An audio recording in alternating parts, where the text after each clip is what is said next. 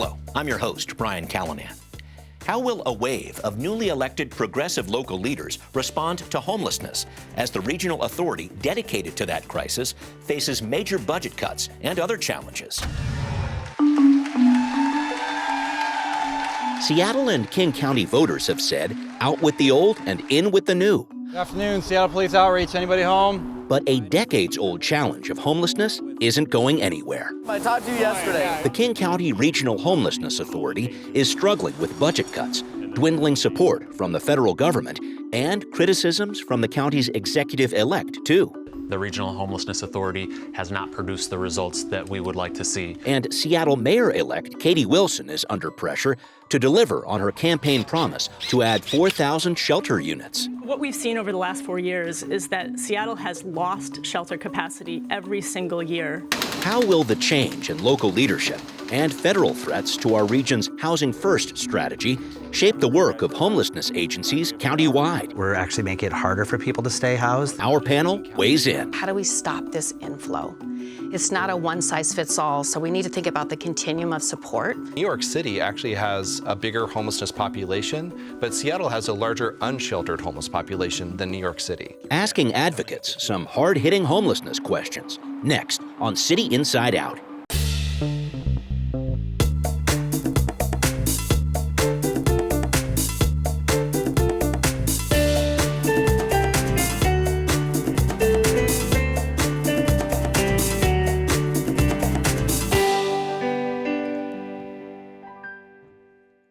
And joining us to weigh in on this topic, we have Dominique Alex, CEO of Mary's Place, which provides shelter, outreach, and homelessness prevention services all around King County. Thank you very much for being here. Thank you for having me. We also have with us Christopher Ross, president of the Compass Housing Alliance, which provides shelter and housing in 20 locations across the Puget Sound region. Christopher, good to see you too.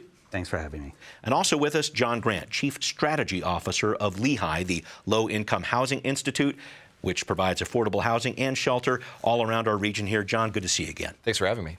Let's jump into it. And John, I will start with you here. Some big headlines recently when it comes to federal funding for homelessness. So Seattle and King County have built a homelessness response system based on a housing first model. So this is the concept that if someone has stable housing with services, that will help them recover medically or get employment, get off drugs or alcohol. The Trump administration is basically rebuking that idea. It wants more money in short-term solutions like shelters or housing programs that require people to work or require people to accept mental health or addiction treatment as a condition to get housing. This sounds like a major policy change. I just wanted to know, how is this going to affect the work that Lehigh does? How will this affect our entire region? Well, it is a really serious issue, and we're talking about, just in King County alone, $65 million that is going to be impacted by these changes. And that housing first model, it's premised with the idea that the best way to stabilize folks is to get them inside. And when you get folks inside, you can connect them to services, connect them to treatment, and all those types of things. What the Trump administration has done is kind of flip it on its head and say, no, you can't get housing until you've addressed all those issues before. And so what we know from evidence-based models and experience that is an ineffective way to help folks get stable. We know that folks that have substance use disorders, the best way to get them connected to treatment is to stabilize them in housing. And now only 30% of the total award can be used for those types of permanent supportive housing programs. Mm-hmm. It essentially cuts up to $34 million out of providers who are providing housing out of their budgets, and it completely destabilizes the entire sector. And we'll dive into this a little bit further, but Christopher, maybe I can just kind of go down the line here. Compass operates shelters, affordable housing units too. If the feds are saying, if you can follow me here, all right, put more money towards shelter, could you take the federal dollars and put that over there and then maybe get some backfill from city and county governments to help out in these permanent supportive housing? I'm just trying to figure out how this might work from a dollars and cents perspective. So speaking only to our personal situation, it would represent, we take about $1 million in our overall budget from continuum of care. And we would be able to, looking at the reduction in that, be able to pivot and be able to still keep our operations going. And we don't foresee an issue with having to displace people, at least at our level. And continuum of care is this federal situation where dollars come in. Thank you. So we're optimistic in how it will impact our clientele that we serve. But what we are worried about is all the other individuals and all the other communities that may not have that same advantage. And for us, it's a matter of being able to offer supportive services to our tenants and being able to convert perhaps some of our buildings in the way we approach it into transitional housing, which is what is taking now a lot of the space. And in the transitional housing, unfortunately, that is also viewed as a 24-month, 18 to 24 month is a limited amount of time before the people have to then move on. And that is not something that we can always support because there aren't options for them to move on to. So it's a continuum. And for us, the objective is going to be to keep people safe and stable and try to activate both our internal model and our donors and the community to see if we can make sure that everybody still has a safe place to stay. This whole idea of treatment, I know a lot of people think of it different ways, but just my experience with it and talking with different providers and talking with people who have been through the system, it's not a situation, okay, you went to treatment for a month, you're fine, moving on. Can you help me with that part of it? Because I don't think a lot of people understand that piece of this situation. I think we're all struggling to understand exactly how they see this being implemented, but the idea that a tenant moves in and has to then go into a treatment program if they self-identify that they have an issue with either mental health or a drug or alcohol and that they are prescribing to a program and then staying with that program, I haven't seen the guidelines personally, and so my team and my head of programs might have a better handle on this, but we have not seen what those requirements would be. Making them available, I think, is a great, just as a human component to make sure we're meeting people where they're at. The difference with this new administration is that it is a term of lease. It is a term condition to be in the housing. And how we apply that and how deeply we go after somebody who doesn't comply with that is going to run up against both our values and our compassion, and it's going to be a challenge. So I don't know the path forward exactly how we'll implement it, but the objective is to keep people housed at every turn. This is a work in progress. I definitely a work in progress. Dominique, talk to me about this. How does this federal policy change affect Mary's Place, do you think? For Mary's Place, our families are coming in to receive shelter services. Our teams are going out there to meet them in their cars and tents to get them into a housing solution as quickly as possible. For us, with the continuum of care, we are not as deeply impacted as our partners, but if one of us is impacted in this ecosystem, what happens is we're all impacted. Our families transitioning into those housing solutions where they have to then go and try to figure out how they're gonna keep their housing after finding that stable place and having that opportunity to thrive, because that's the type of partnerships that we have. All of that's at risk. And taking that a step further, where other things have been notified as all of these things are at risk, like housing affordability, food, childcare, when those things aren't stable, we're also not stable. I have a really challenging follow-up question for you, if I could, Dominique. You and everybody at this table, a lot of people have seen the Trump administration, its approach to DEI. We're talking about diversity, equity, and inclusion. That's not something they're really on board with. But I think about what Mary's Place does. I saw it on your website here. 35% of the population of King County are people of color, but 90% of the guests at Mary's Place come from communities of color. Are you concerned that in serving people of color, as you do, you could make yourself a target in some ways? And I feel like I need to ask this question. I know it's a tough one. Yeah. For Mary's Place, our commitment, including what's in our mission statement, is to ensure that no child sleeps outside by centering equity and opportunity for women and families. We will continue to serve who comes to our doors because it is about the need that shows up, and we have learned from guest voice, from how we've been doing this, from the people on the front lines, how to do that best. And that includes thinking about those best practices and evidence-based things that we know work through equity practices. Okay, thank you very much for wrestling with that. Christopher, let me jump back to you for a question about our recent local elections. We have a mayor-elect in Katie Wilson for Seattle who's talking about adding 4,000 emergency housing units, which could include tiny homes and using empty workforce affordable housing. We have a new King County executive in Gurmai Zahalai who told me a few weeks ago right here at the Seattle channel the county's response to homelessness is not providing the results he wants to see. I know they're coming in with some new ideas, but maybe not so much experience as elected officials here. What is your message to our new mayor and our county executive?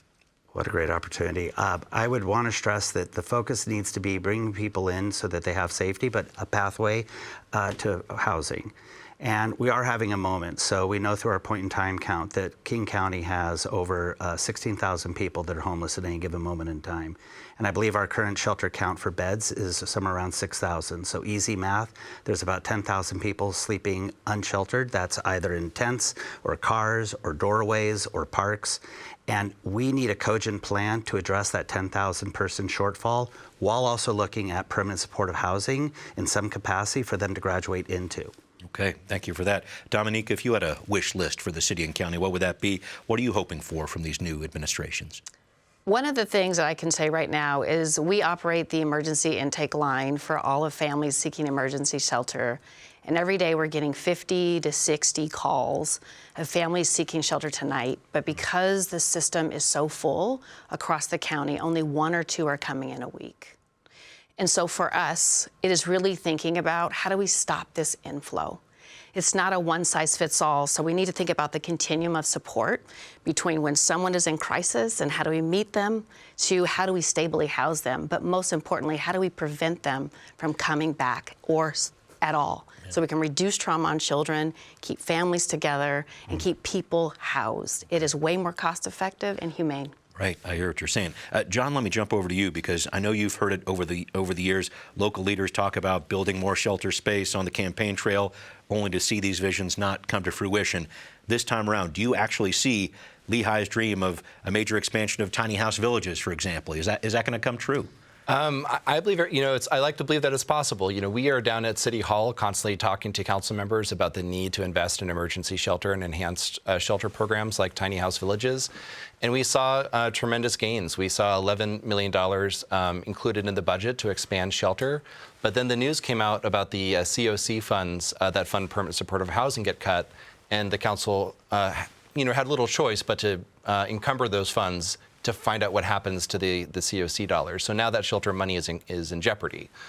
So every time it seems we make a step forward, we have to take a step back. And I think it's important for folks in Seattle and King County to know, Seattle is in a really tough spot. New York City actually has a bigger homelessness population, but Seattle has a larger unsheltered homeless population than New York City. It sounds like that's unfathomable, but it's correct. And so that means that we need to have a rapid expansion of emergency shelter options like Mary's Place has to offer, like our organizations have to offer, because we simply won't be able to build enough housing fast enough to meet the need. Okay. Dominique, let me jump back to you. A question about the King County Regional Homelessness Authority. This is an agency that's been through a lot since it launched in 2021.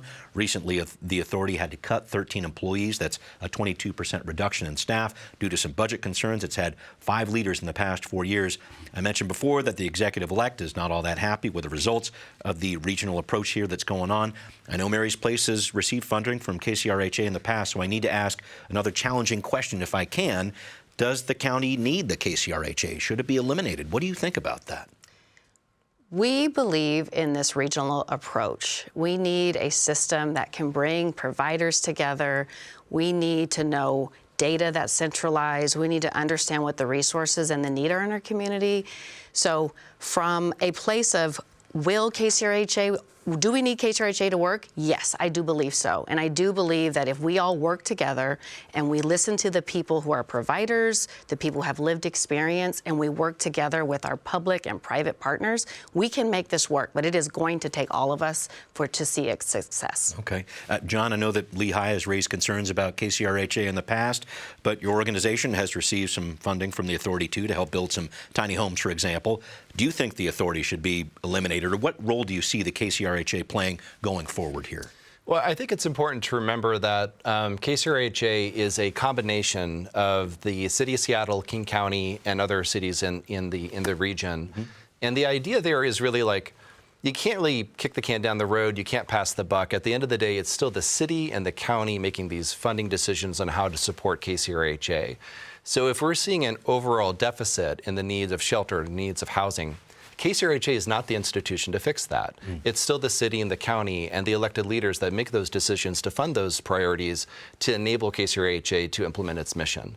So I think we have to look at it holistically, and I think it's actually a mistake when we point at KCRHA and say, this is really the problem, when really it is about finding the political will to end homelessness. Thank you for that. Christopher, some thoughts here? Compass, I know, gets some funding from KCRHA through that organization there. What changes do you think need to happen at the authority? Should it go away altogether? What are your thoughts? I've got great examples with what they both said, my peers. So I agree with what John said on many levels, but I also agree very much with what Dominique said. At the end of the day, we do need to have, I believe, a unified leader.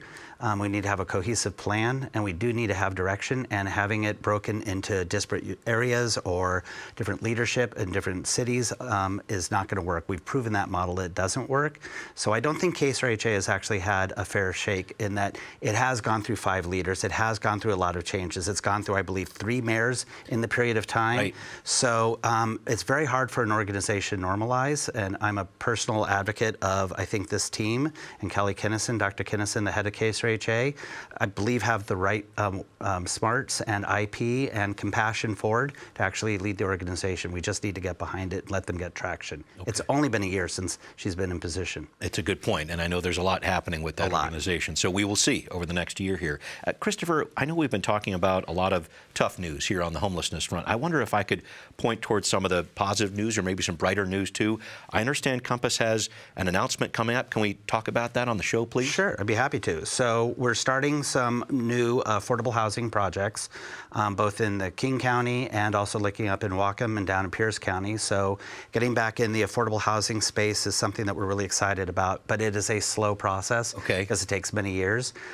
Just to cite these different places, or find a place we have the sites. We have actually site control on a number of locations, both in Bellingham and down in Pierce County and Tacoma. The issue is just the funding and the modeling. It takes several years to get any project like that off the ground. The more immediate need is actually around sheltering, and in the King County area, close to the CID, we have a project that we're proposing that we're getting ready to announce, and we would, as a doing business as name, we're just calling it Compass Center 2, because it helps replicate some of what we currently do. It would be a state-of-the-art shelter, which would be the first contemporary shelter being built in King County. The only other shelter for a contemporary shelter actually would be Mary's Place in Burien. It would be the first. Congratulations. And then we would do transitional housing and permanent supportive housing on top. But the jewel of this project would be our Welcome Center, which would be the first main 2 floors. And that would be a diversion program that would allow people that are experiencing housing instability to come in and actually find the resources and the support that they need so they don't actually slip into homelessness. And creating a welcome center is fundamentally not a new concept, but the idea of aggregating all of those services and allowing somebody to come in and be able to be treated with compassion and trauma-informed and understand what services are available. Because right now, if you're experiencing housing instability, it's challenging. You have to be a really adept individual to be able to navigate the 2-on-1 and all the different resources that are available to you, and presumably doing that while juggling housing instability of jobs and kids. So we believe by aggregating it into a welcome center and making that available to the public, we can actually start shortening the funnel of people going into homelessness altogether. And I don't mean to cheapen what you're doing at all by saying a one-stop shop, but it feels like that. There's a lot of different options there. It's a very appropriate way to think of it. Okay. I like that. I'm interested to see what happens next there. Dominique, could you break down a little bit more of this research project you're doing with the Notre Dame Lab for Economic Opportunities? I thought this was very interesting, reading about this. It sounds like you're testing out some different ways to prevent homelessness, which, as you said before, is super important, especially for families. What's this all about? Yeah, our prevention program, which is one of the ways that we support families, is really thinking about how do we provide rental assistance to keep you in your hard-won homes, reducing that trauma on children, and breaking those generational cycles. And so we teamed up with the University of Notre Dame's Lab for Economic Opportunities to do a 4-year study, and we're about halfway through. And what we've done is really thinking about 2 control groups. The first one is families can get a one-time assistance. And the second control group is really thinking about families can be returners and with a high cap. And so we're studying assistance. We're talking dollars here. Rental assistance, yes, so that we can make sure that they're staying there if they're at imminent risk of eviction. Got it. we also provide stability support. So not just, here is a check to keep you in your home, but also what do you need to stay there, and then having that opportunity to thrive. And so we are marching down that. It's really specified to families, which is also a study that was built off of one that was happening at, with University of Notre Dame's LEO program and Destination Home in Santa Clara County. So this is something that isn't just for Mary's Place, but something that we'll be able to share with our partners and the state, and hopefully on a national level, so that we can prevent homelessness, not only for families, but also building off of that study for individuals as well as youth, right? This thinking about the whole continuum. Yeah, you mentioned youth dealing with trauma because of homelessness. Can you touch on that really quickly? Because I think that's a piece of this maybe not a lot of people think about or talk about. Yeah, of the 1,900 families that we served last year, 60% of them were children, mostly under the age of 8. And one of the things I really like to think about is family homelessness. If we can address it early and keep families together, we actually are prevention for youth homelessness as well as adult homelessness, because we're keeping them together, we're providing the resources. So if it's mental health, if it's addiction support, it's keeping kids in school. We know that when kids miss just a couple of days of school, those long-term impacts on even graduating are impacted. And so you think about all of that prevention and early intervention that happens, it really sets up kids for success. Having to be kicked out of your home, not having a place to stay, not knowing where your next meal will come from, or when you'll see your friends again, that's really traumatizing for kids. And so moving them and keeping them in their homes is really, really important to stabilize them, and saying, we see you, you deserve a home, and you deserve to grow up in community and those opportunities to thrive. Thank you for breaking that down. John, I wanted to talk about Lehigh partnering up with the New Hope Community Baptist Church up in the central area of Seattle. This was very interesting. You two broke ground recently on an affordable housing project called the New Hope Family Housing program there. I thought this was very interesting because the development is on church-owned land, and I wanted to go down this path. Is it your hope to find more properties like this, to build out more affordable housing units? I'm assuming there's some cost benefits going on here. Talk to me about this. Yeah, well, I really want to sing the praises of Reverend Jeffrey, who's been a leader in the community for a very long time. He's the pastor of New Hope Missionary Baptist Church. Yes. And they were our partners to build this affordable housing together. And I think many churches are finding that they have some surplus land, and they want to find a mission-driven plan to develop it to support the community. And it's really seen as a anti-gentrification effort, because we want to make sure that the folks that came to this church and grew up in the community can still afford to live in that community. So we were thrilled to partner with them and be a development partner, so that we could kind of share our skills and knowledge around development with this church and help them create their own development organization called the New Hope Community Development Institute. Thank you. I was mixing up the names. A lot of acronyms and names, but that is the entity that the church is a part of that will eventually own and operate the building. Okay. Are there other possibilities like that, teaming up with churches or what have you down the line? Yeah, we've actually done this before. So there are a lot of churches, and I want to call out. There's the Nehemiah Institute, which is an organization that helps give technical expertise to faith-based organizations, churches, et cetera, to develop their land into affordable housing. So we do think there's lots of opportunity there. Okay, thank you very much for that. We need to wrap up. I really have appreciated this conversation here. I want to leave our viewers with your take on where our homelessness crisis is going in the next year. The next point in time count, as you all know, is coming up at the end of January, January 29th, 2026. Do you foresee we'll have an increase in people experiencing homelessness or a decrease? I know it's just one number, John, but it's one that so many people pay attention to. Can I start with you with that question, please? Whether we'll see an increase or a decrease in homelessness. I want to remain optimistic. We have some incredible new leaders with Executive-elect Zahalai, Mayor-elect Wilson. I think that with new leadership, we will see a renewed effort to try to bolster and increase affordable housing and support services. So I'm going to lean on the optimistic side and hope to see that it decreases. Okay, we'll see where that goes. Christopher, a big picture, help me out here. Where do you see our homelessness crisis going next year? And again, I'm looking at this point in time count because so many people key in on that, but it's the stat that so many people pay attention to. Where's that number headed? What do you think? I hope, which is not a plan, that it will stay at least where it's at. I don't foresee it actually going down in the very near future. Why is that? Because I think the inputs and the data sets just prove that we're actually making it harder for people to stay housed than we are actually making it easier. And so the economic trends are continuing. But my optimism and a lot of my strength comes from the fact that two things. One, this is the work we signed up for. I actually am proud to be in this position and with my peers because this is what we've always been dealing with challenges like this. This may be a little bit more strong winds than we're used to. But the other is that Seattle was built on innovation. I mean, this town knows how to actually build and produce and scale. And I find it unreasonable and silly that we have not applied that same level of innovation to our housing and shelter services support. And I believe that with this new administration and with the leadership of my peers, people at this table and the others, that we can actually harness that level of innovation and come at this problem with a different lens this time around. All right, looking forward to that. Thank you very much for that, Christopher. Dominique, if you could wrap us up here, your expectations for the new year when it comes to homelessness crisis. I'm looking at that point in time count especially. Is it going to go up or going to go down? What do you think about that? Based on what we have seen this crisis get worse. And with a lot of the threats in the community, I want to be a realist here to think that this could potentially get worse before it gets better. But I know that this is solvable despite what we may have ahead of us. But to the point made earlier by John, we have new leadership. We have an opportunity to innovate. We have wonderful leaders in this community.